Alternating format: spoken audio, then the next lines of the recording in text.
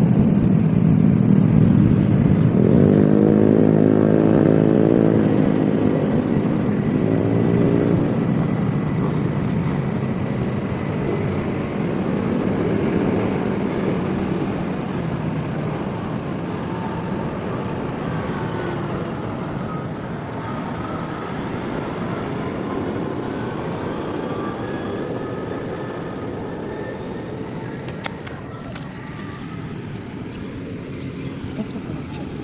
Please like, comment, share, subscribe, and click notification bell.